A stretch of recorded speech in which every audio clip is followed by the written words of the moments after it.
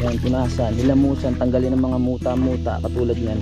Habang nandito ako ngayon sa kubo, ang daming ala-ala na bumabalik sa akin. Pag pinutulan natin, uy, gulat naman ako, laki ng gagamba. Yan, ang dami na naming pinagsamahan ng mga kulisap dito, mga tipaklong. Feeling ko, pag nilagay nyo ako sa isang loob ng kahon, feeling ko makakagawa pa rin ako ng vlog dun eh.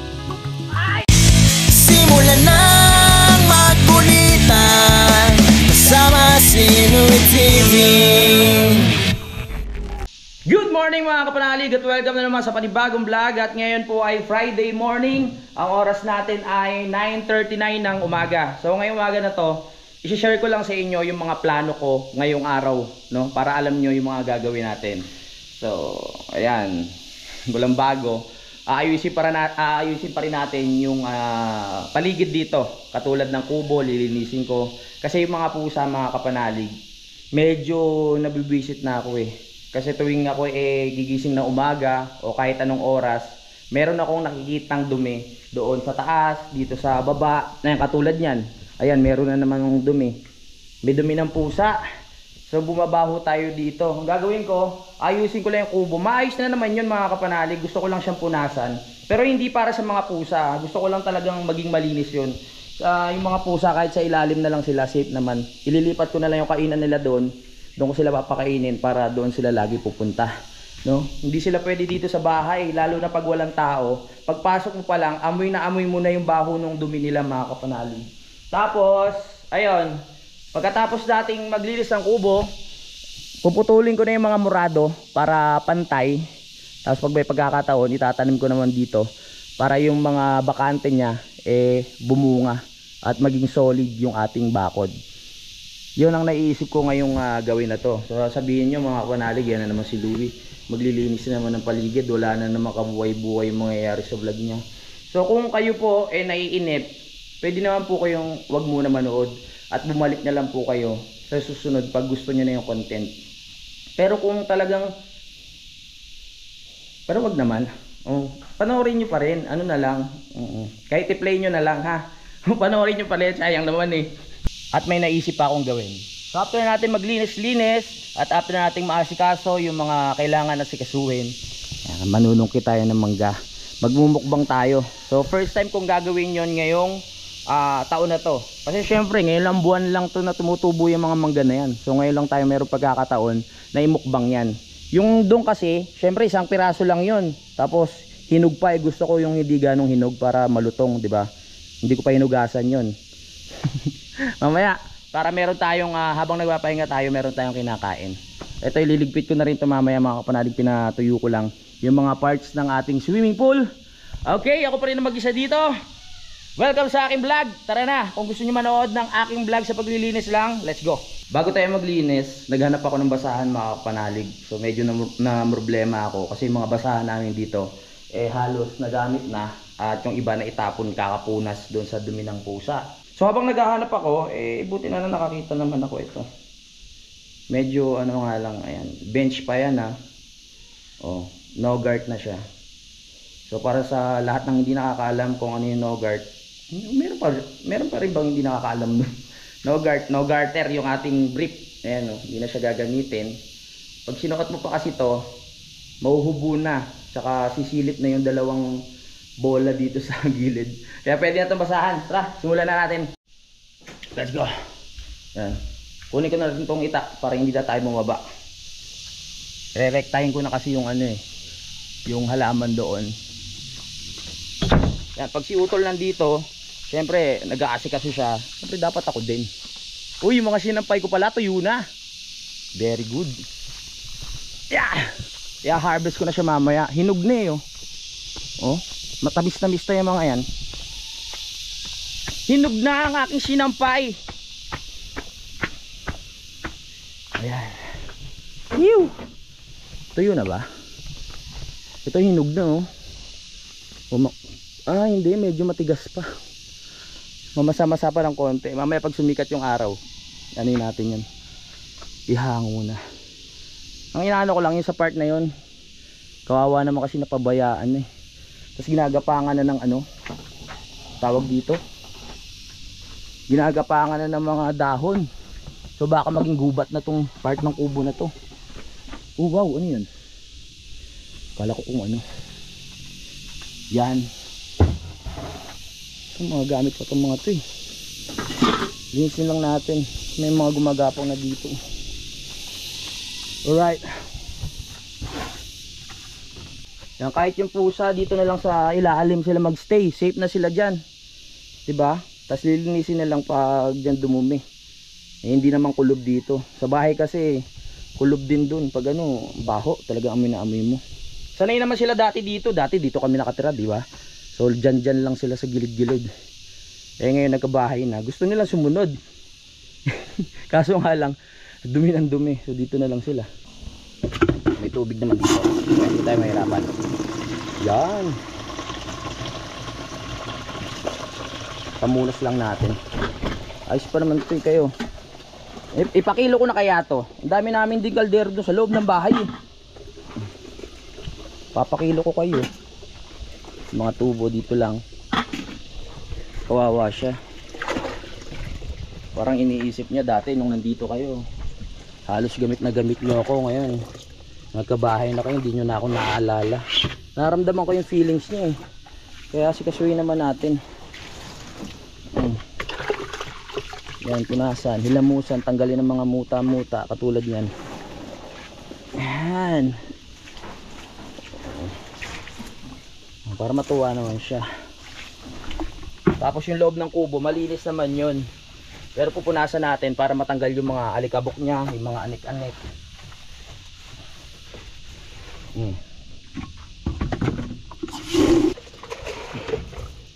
Marami nang pinagdaanan tong lababo na to. Yan, nasira, nagawa, nasira, nagawa. Marami ng pinggan, kutsara, baso, tinidor, mangkok, sandok, syense, kaldero, ano pa ba? Yan, marami na dumaan dito. Marami na rin na gamit na ano dito, joy. Yan. Kalinisin natin. Parang na abandonado na siya. Sa ngayon kasi pag may bisita, eh talagang pinipili rin nila na doon sa bahay mag-stay. Siyempre nandun din yung lababo at nag-i-enjoy sila lalo nandun sa taas. Kasi presko nga din at masarap talagang mamahinga din. No, huwag ka na magtampo ha, punasan na kita. Ramdam ko yung saya nyo. Ito na naman tayo. Ramdam ko yung saya nyo. Grabe oh. Maluwa-luha pa nung nalinis. Huwag ka na magtampo ha. Linisin lang natin baka ano, bigla tayong sumbatan na itong lababo eh. Pagkatapos ng lahat, porket may bago na kayong bahay, hindi nyo na ako inintindi dito. Ayan.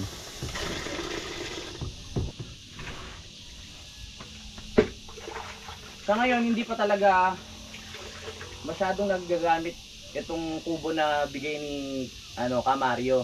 Kasi syempre kami pa lang ang halos na na nag-i-stay. Pero pag dating ng panahon na dumadami na yung mga bisita, magamit at magagamit pa rin to. Hindi naman namin to pinapabayaan. Nilalason pa rin namin yan. Inaalisan ng mga dumi. Yan. O yan ha.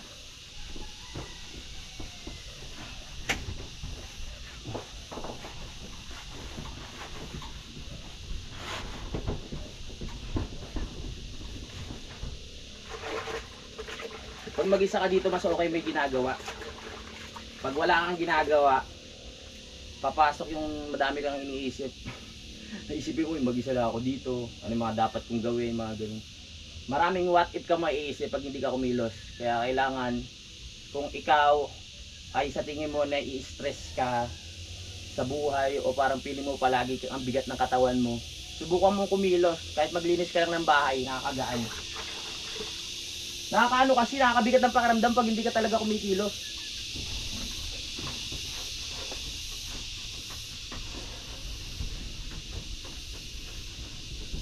may mga times na tatamarin ka. Pero ang gawin mo, tumayo ka. Kunin mo yung mga bagay na kailangan mo kunin para sa gagawin mo. Tapos simulan mo. Pag nasimulan mo yun, sa una lang na parang tamad, nakakahirap. Pero pag pinagpawisan ka na, tapos ginagawa mo na yung bagay na yun, maano mo yun, ma-enjoy mo na eh.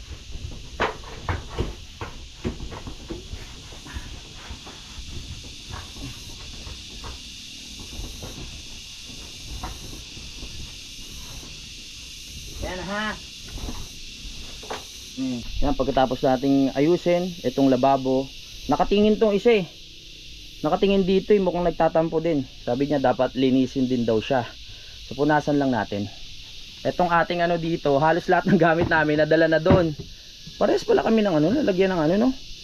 Yung lalagyan ko ng pinggan sa baba, ganito din. So linisin lang natin. Ito yung bigay ni Ma'am Mayfloor eh. Oh. Ma'am, nandito lang yan ha, nandito pa rin siya. Sa ngayon hindi pa namin nagagamit, pero pagdating ng ano, pag naayos na lahat, okay na, 'di ba? Gamitin po namin 'yan. Don't worry.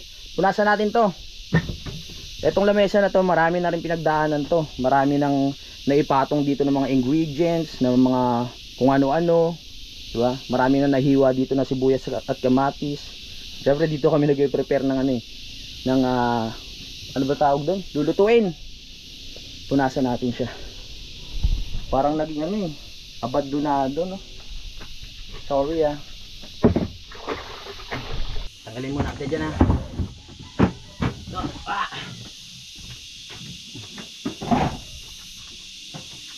Etong lamesa na to, napakatibay nito mga kapanalig. Ito yung lamesa ko dati sa ano, nung doon pa kami nagkukubo sa kabila, sila Rubilin, sila Tatay Roman no. Ito ano kasi ito eh, marine. Tapos yung mga ano niya, yung mga tawag dito, yung mga paa, talagang solid na kahoy. Yan. Sa ngayon hindi pa natin siya nagagamit ulit dito. Kaya tulad niya nasabi ko, pagdating ng panahon, may mga nakalaan na mapapaggamitan ito. Ayos to pag may mga handaan dito, katulad ng birthday, ganun. O kaya fiesta. Kung kailangan nyo mag-prepare, pwede itong magamit bilang patungan. Chap-chapan ng mga baboy, ganun.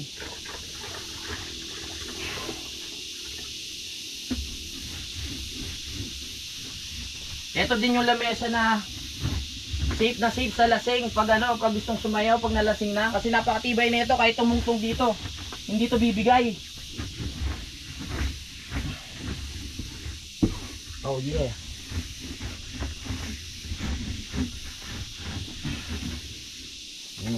Bumalik na yung dati niyang ano, kulay. Pumuti na ulit siya. Kanina kasi brown eh.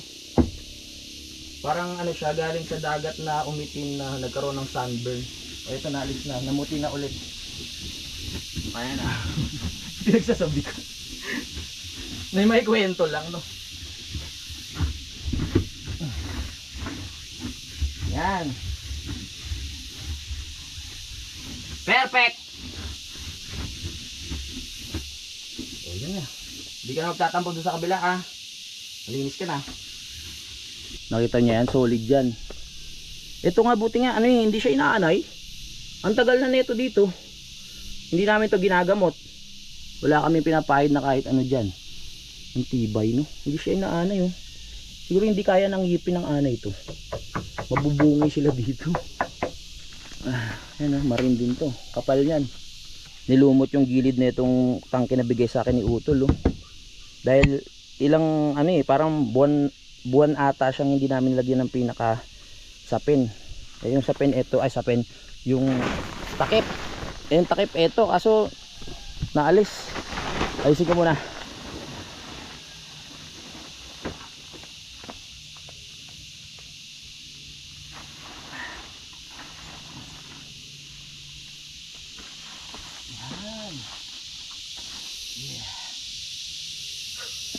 Napansin ko lang yung tanim naming malunggay dito. Sabi ko ihahalo ko ito mamaya sa ulam. Ayos na ayos to para ano, pampagatas no. Ayun pampagatas ng mga ano diba, yung mga breastfeeding malunggay. Kailangan ko rin yan para pag umuwi ako ng nabotas. Okay, tapos na tayo dito. Punta naman tayo dito sa loob ng Kubo. Yeah! Let's go.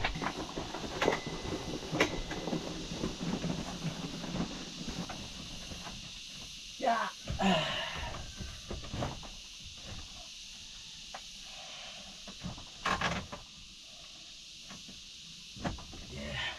Habang nandito ako ngayon sa Kubo, ang daming alaala na bumabalik sa akin. Mga panahon na nagsisiksikan pa kami dito pag sobrang lamig, lalo na sa gabi. Tabi-tabi kami dito. Tapos may mga ano dyan, kumot, mga kapal. Kailangan mo kasi yun, kasi talagang hindi ka makakatagal dito sa lamig. Itong mga tolda na to, tuwing lalakas ang hangin, pumapalo yung kawayan na yan. Yan yung mga kawayan sa gilid nito, pumapalo dito sa ilalim. Napakalakas, pag. Kala mo talaga may bagyo. Kaya ayun, nakakamiss yung mga panahon nandito pa kami. Salamat ulit kay Kamario dito sa bigay niya na kubo. Kamario number 1. Tatas ko lang lahat ng tolda. Pinalitan ko to ng tolda dati dahil yung manipis na tolda hindi pa pwede dito, nasisira dahil sa lakas ng hangin, bumibigay siya. Pagkakaalam ko, meron din may nag-sponsor din itong tolda sa akin. Hindi ko na maalala, ulyanin na ako. Si Bossing ata, ayun.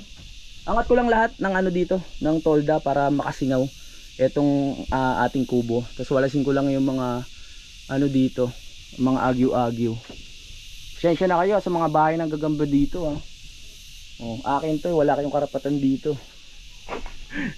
Kinausap na ng mga gagamba.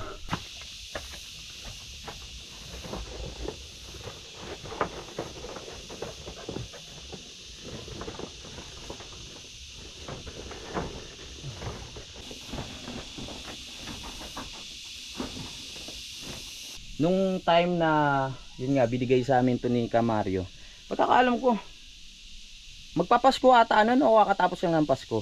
Ito na naman ako sa pagiging ulyanin ko.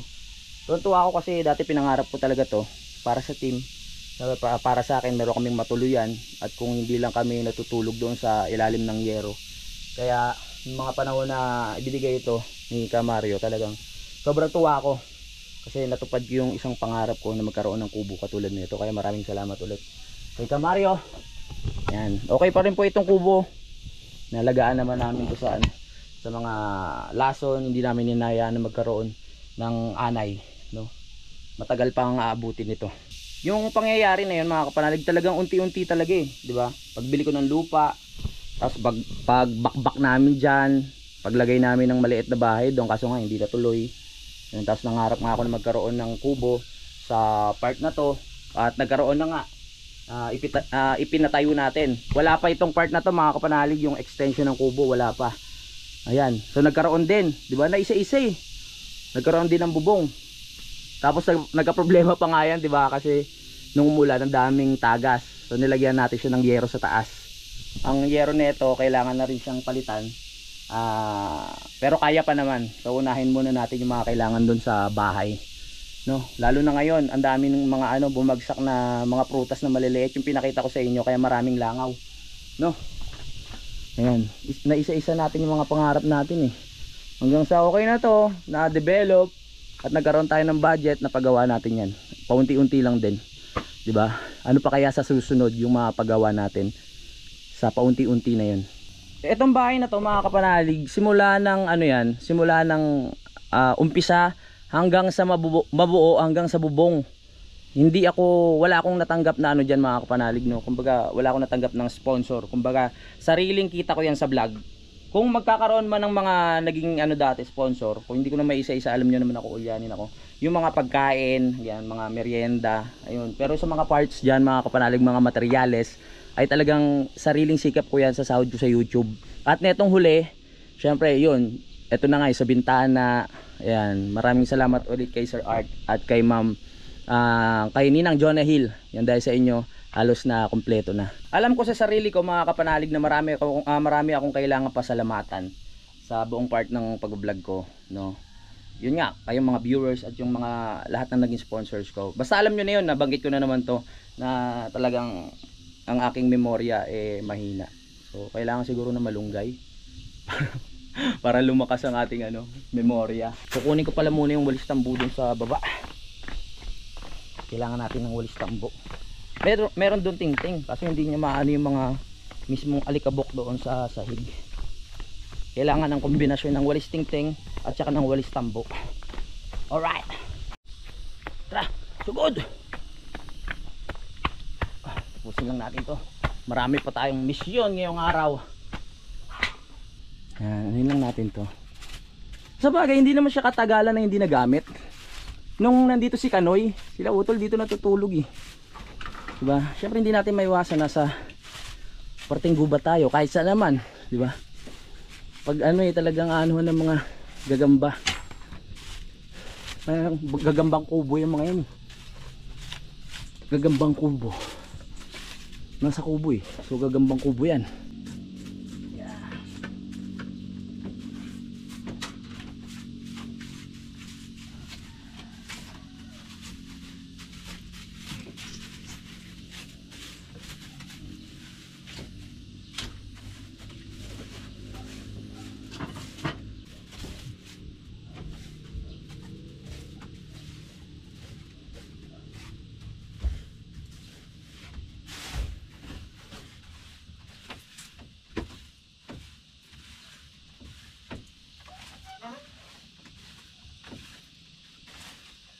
Linis. Wala naman ganong ano yun. Kunti lang alikabok eh. Linis din eh. Social yung mga pusa, lilipat lang ng lugar. Linis ko pa yung lugar nila. Pero hindi sila dito sa kubo doon lang sa ilalim. Hindi naman sila pwede magstay dito, baka mamaya dito sila magasik ng baho ng tae nila.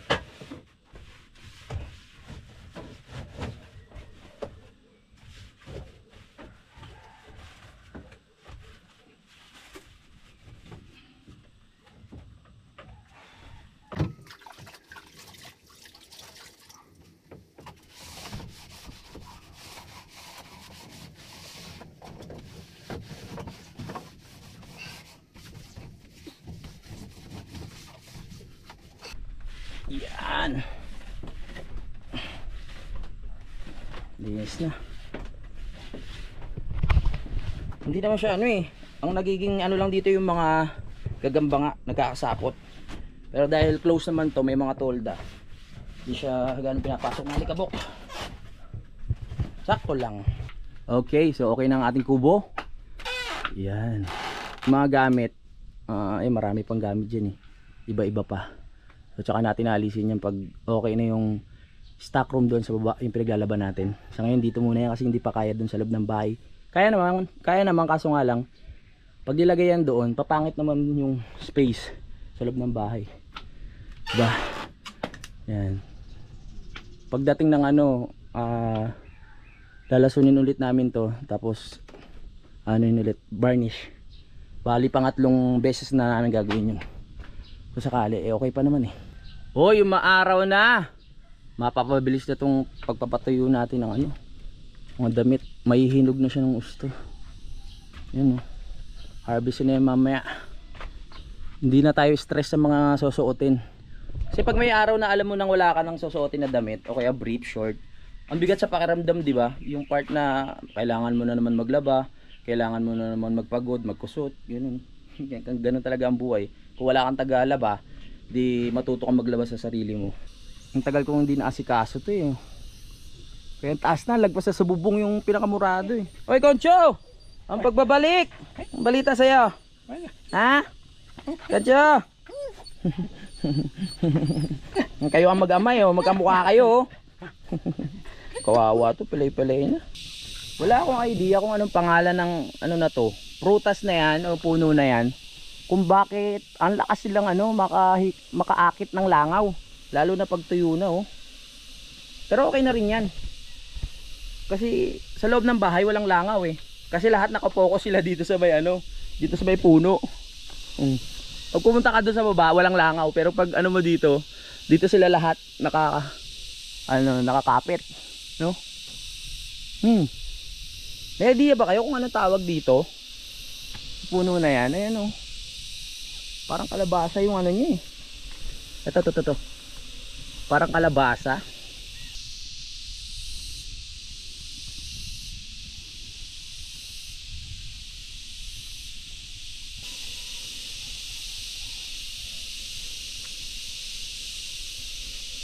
Pero habang tinititigan ko tong murado, parang napapaisip ako kung itutuloy ko ba yung pagtanggal. Kasi kung isipin nyo, maganda rin pag medyo mataas eh. Kasi kumbaga sa bakod, hindi kita yung loob. Pag binawasan naman natin, maganda siya tignan, kaso kitang-kita naman tayo dito sa loob. Parang ganun na naisip ko. Nakita ko na maganda naman pala din. Di ba? Pag nakatingin ka, hindi ka rekta na makikita. Pati doon sa bahay kung ano man ginagawa mo. Pero kung sisilipin ka talaga, kitang-kita. Pag pinutulan natin, uy! Gulot naman ako, laki ng gagamba. Buti hindi ako lumapit. Kung puputulin natin, di ba? Konting ganun lang. Kita ka na agad. Laki ng gagamba, ano kaya to? Nagkamandag kaya to? Baka mamaya pag kinagat ako niya, maging superhero ko yan eh. Laki no. Parang agresibo eh. Kakatakot. Buo na yung desisyon ko. Nakapag-isip na ako ng 20 beses ng 2 beses. Hindi ko muna siya puputulin. Hindi pa naman sobrang kailangan eh. Nagagandahan nga ako sa itsura niya. Parang 'di ba pagpasok mo ng pintuan, parang pagpasok mo diyan, 'di ba? Papasok ko na sa loob ng Encantadia. Ganda ng pagkakaano, maganda nga yun pag may ganung pang halaman, 'di ba? Sa pintuan to, dito sa taas. Tsaka nakakahiya naman dito sa gagamba na to pag tinanggal natin yung murado kasi mawawalan siya ng bahay. Ayan kasi yung gagamba na parang hindi mo kayang apihin eh. Yung mga gagamba kasi doon sa kubo, maliliit lang, kayang-kaya nating yun, apihin. Pero ito, pag kinagat tayo niyan, masakit. Mag-isa pa naman ako dito. Pagbalik nila, utol, ano nangyari sa iyo? Nakita nila gumagapang na ako dun sa bubong o ganun. Alam nyo, na-realize ko lang na hindi lang pala ako sa inyo dapat magpasalamat sa mga subscriber ko, sa mga solid na nanonood sa akin at nakikinig. Dapat pala magpasalamat din ako sa mga kuliglig, sa yayay, sa lahat ng insekto dito at hayop na sa paligid ko. Kasi yan, lagi ko silang nakakausap eh. Ang dami na naming na-share sa bawat isa, mga kapanalig, ng mga problema sa buhay, ganyan. Kung ano yung mga gusto kong mangyari, yung mga pangarap ko. Yan, ang dami na naming pinagsamahan ng mga kulisap dito, mga tipaklong, ng mga gagamba, ayan, sa lagubang at kung ano-ano pa. Yan, sila yung madalas kong kausap dito, bukod sa inyo. Pag sa likod ng camera, yan, sila talaga yung nasesharean ko ng mga ng mga problems about life. Yan, sa mga ang dami rin nilang na-share sa akin eh, katulad yan sa sa lagubang. Ang hirap din ng pinagdadaanan nila sa buhay, kaya pag nahuhuli sila ng tao, ginagawa daw silang laruan. Yan, tinatali daw sila sa paa, tapos pinapalipad, yung ginagawang laruan. Tapos yung iba daw lalagyan sila ng bubble gum sa likod, tapos pinagdidikit, pinagre-wrestling sila. Ayun yung mga reklamo nila sa akin eh. Kaya mahirap din daw talaga yung pinagdadaanan nila sa buhay.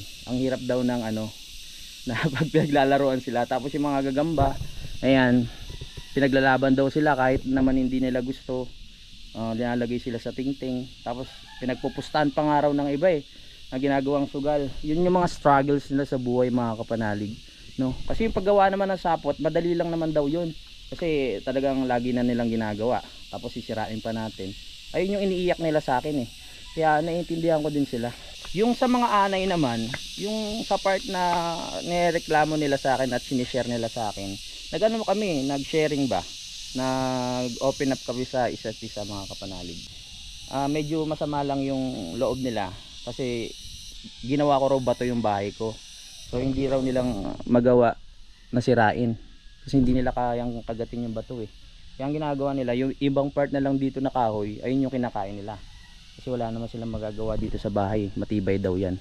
So sabi ko, maghanap na lang sila ng ibang part at lumipat. Kasi kahit yung ibang kahoy dito na talaga importante, hindi talaga namin sila hinahayaan. Tinanggap naman nila mga kapanalig kasi alam naman nila yung reason ko kung bakit ganun.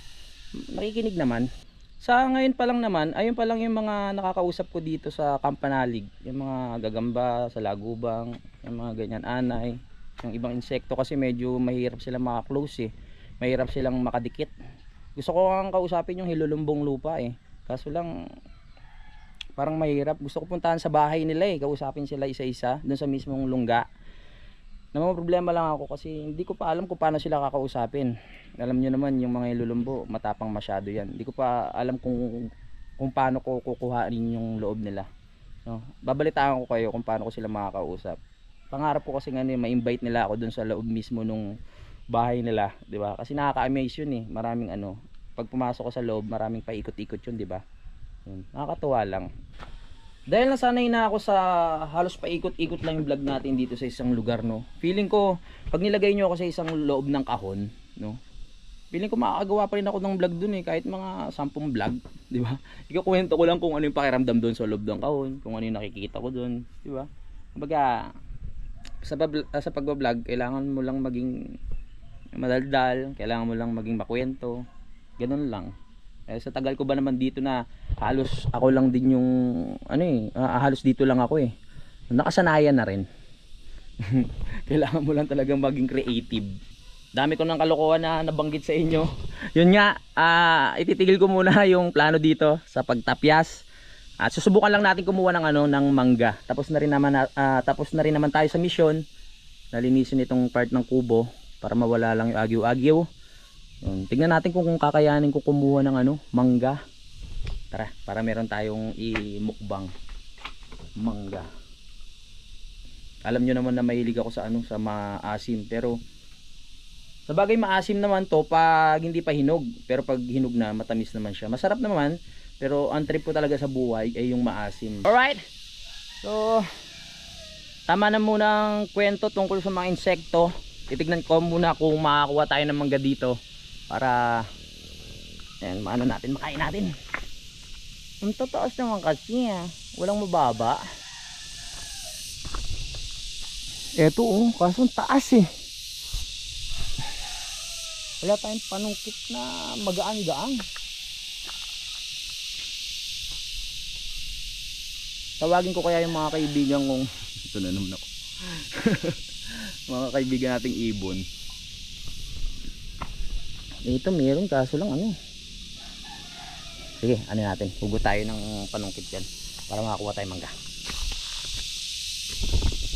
We were fools, you and I. Now we know it. La la la. Na na na.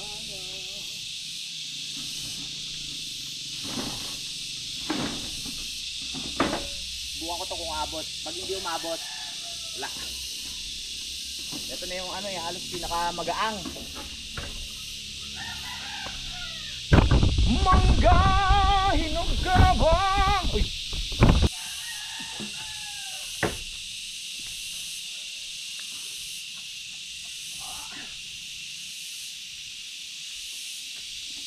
Ako.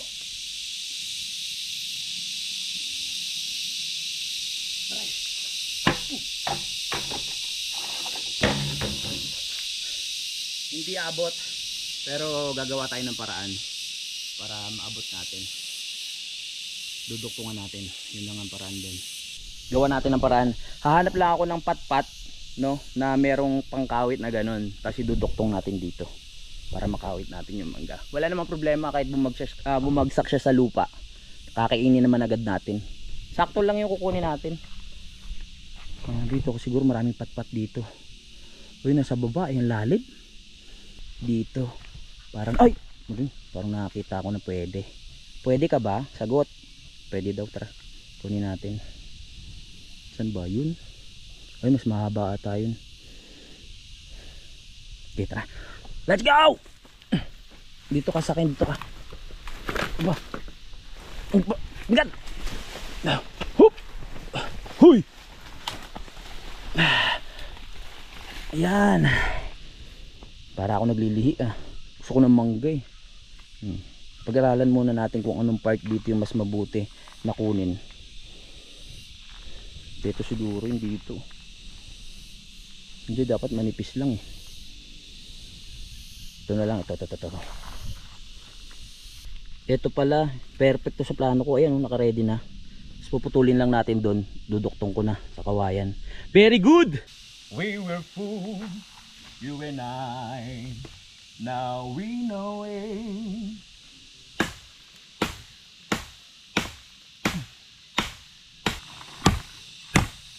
All of a sudden, yari ka. Kuha na tayo.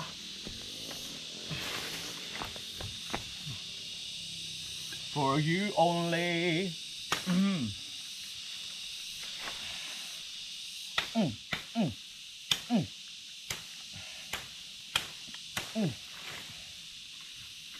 Yan. Tingin ko sapat na to.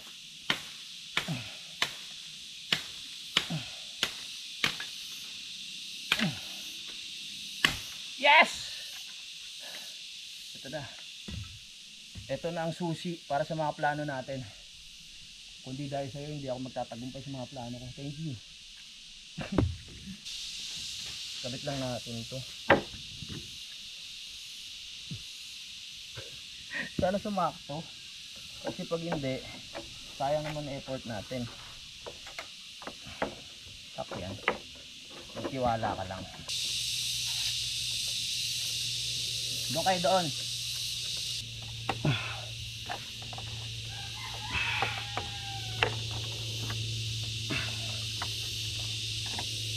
Magagamit na namin to hanggang maubos na yung mangga dyan.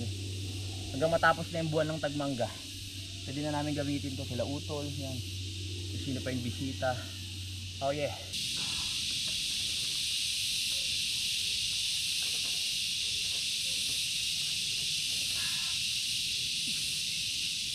Maabot na kita! Ayan na! Ay!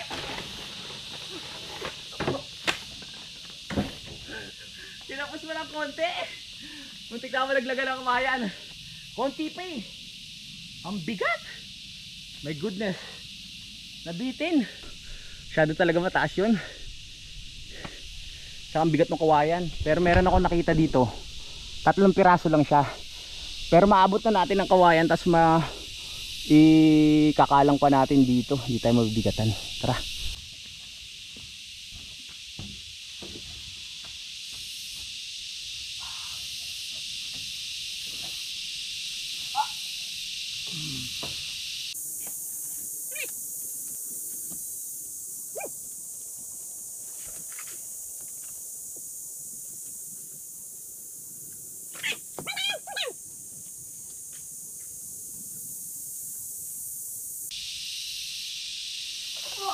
Yes! Boom! Ito na isa. Ito yung isa. 3 yung nakuha ko, pwede na.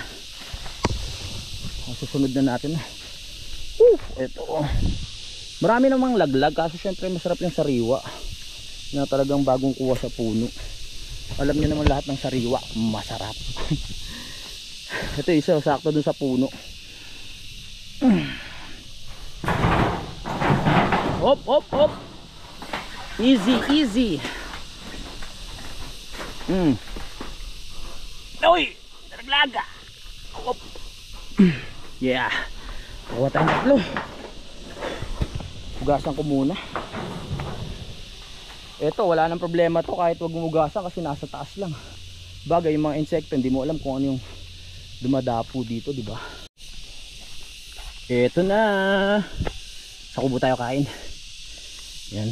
So wala nang sausawan at kung ano-ano. Gusto ko kasi kasama may balat na lulutungan ako. Baga kanya-kanyang trip sa pagkain. Tara. Ito na. Tingnan nga natin kung masarap ah.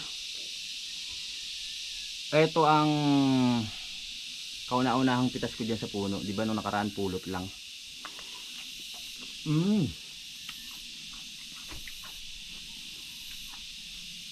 Malapit na siyang mahinog. Pero sarap pa rin.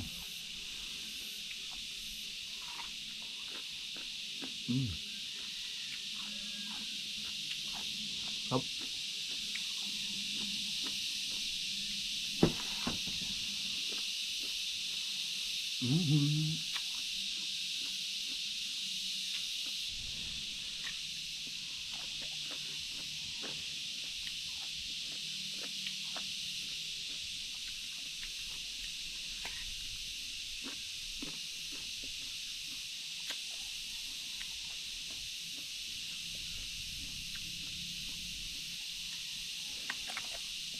Yummy. Fresh from the tree. Tapos na ako kumain ng mangga. Yan, biro mo yun. Sa 3 pirasong mangga, laki ng paghihirap ko. Kumuha ako ng kawayan, panungkit, mabigat, hindi sakto. Kumuha ako ng patpat, hindi pa rin sumakto. Kasi nalambre pa natin. Buti na lang may paraan. Kaya nakuha natin yung 3 piraso dun sa kabilang side. No? Ito na naman tayo, di ba? Siyempre kung ano, kumbaga lahat ng paghihirap mapalitan niya ng sarap at tamis. Basta huwag ka sumuko at ipagpatuloy mo lang, di ba? May paraan naman lahat eh. Katulad niya ng mataas, meron naman pala dong mababa. O di ba nakuha ko yung ano, yung tamis ng tagumpay, yung prutas. Pwede na ba akong ano? Tawag dun, inspirational speaker. Ano pala yun? Motivational speaker, hindi pala inspirational. Pares lang din naman yun. Humabol pa talaga, di ba? Hoy, umuulan! Yung mga pinapahinog ko na damit. Puntaan lang natin. Sayang yung pagkahinog niyan pag naulanan. Let's go! Ayan. Okay. Ano na kayo? Pwede na yan. Yun na. Pwede na yan. Okay na mga kababayan. Nakuha na natin itong aking pinahinog na damit. At magpapaalam muna ako dahil mahaba natin ang ating vlog. Maraming salamat sa pagsubaybay mga kapanalig. At sana na-enjoy nyo ang ating kwentuhan vlog. Hanggang sa muli. Bye-bye.